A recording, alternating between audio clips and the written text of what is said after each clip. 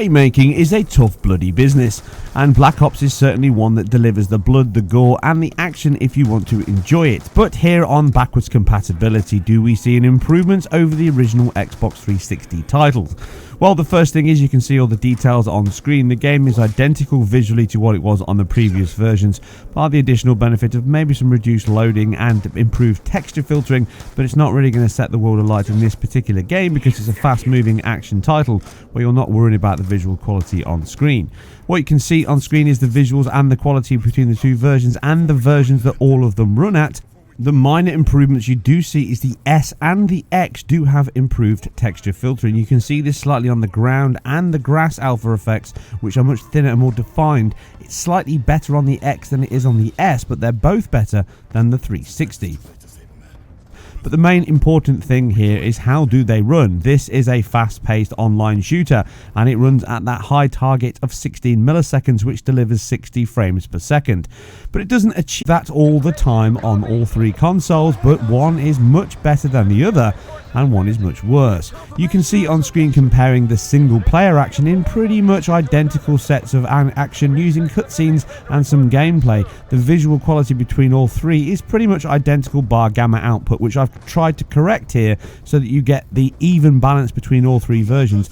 Aside the visual setup and the gamma output, this is identical across all three, and unlike my previous analysis of the game, the MSAA has now returned, so it looks much sharper, or at least less alias than it did on the original version. But it is a sub 1280 by 720 resolution, so that can be seen when you're playing the game. Lots of shimmer, lots of movement, but it was the best option by the team because it delivered a very consistent frame rate even on the Xbox 360.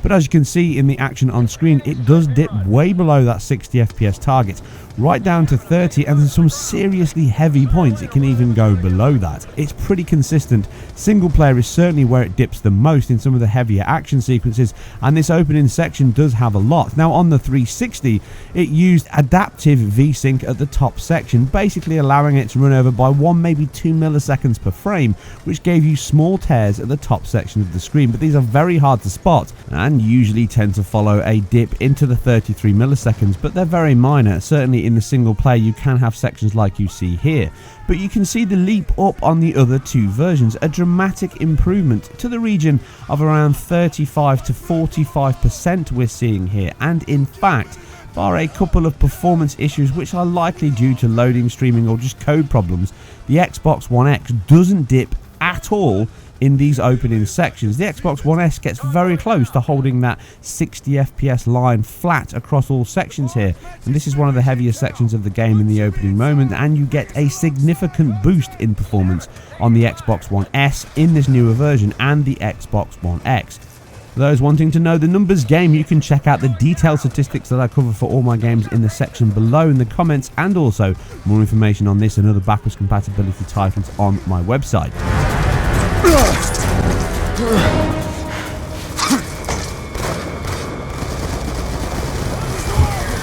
Clear the decks!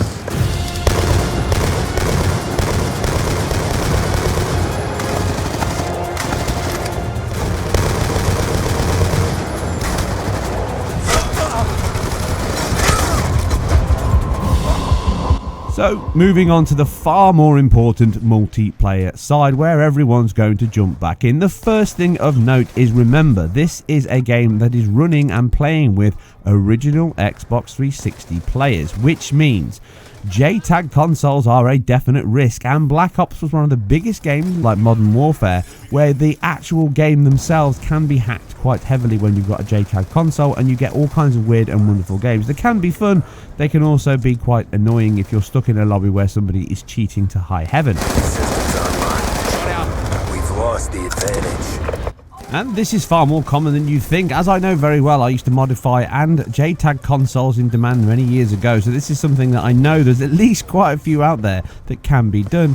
And even though there's some benefit and fun to be had with it, it is a shame that they were misused quite heavily in many games, and it does ruin some of the online titles themselves, which merges into the kind of stuff you see regularly on PC titles. But moving into the performance, it was very, very solid and consistent on the Xbox 360.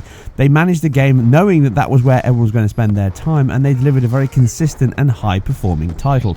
It doesn't really dip at all. In fact, most of the dips are very minor, into the 33 milliseconds or possibly 50, but these are incredibly rare. Most of the problems come from the standard online lag, latency, and other glitchy issues that you can get in the title.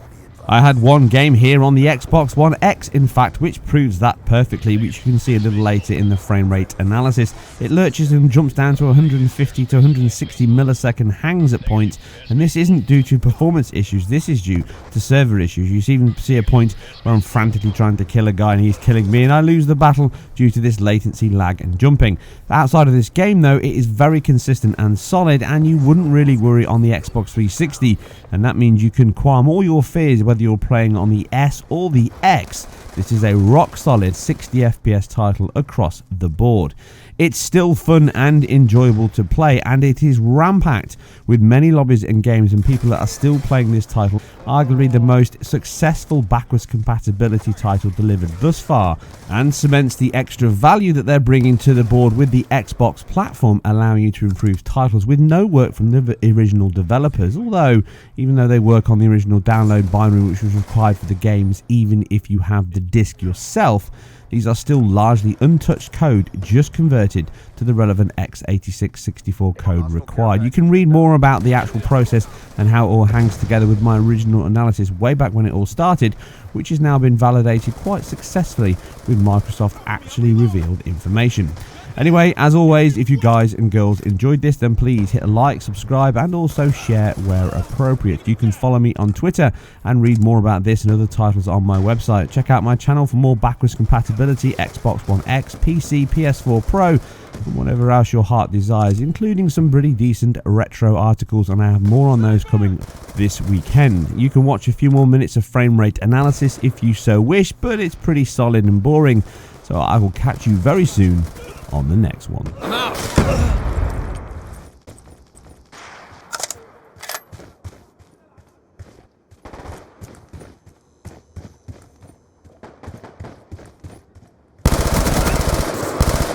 Reloading. Dropped him. Changing. Confirmed.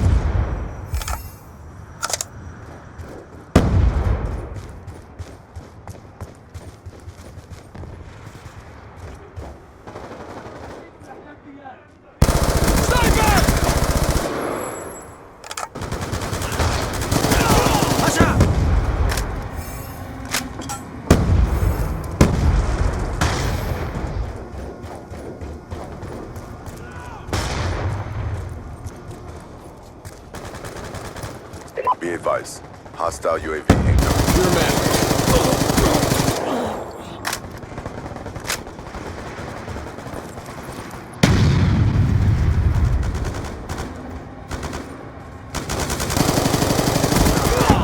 UAV on standby.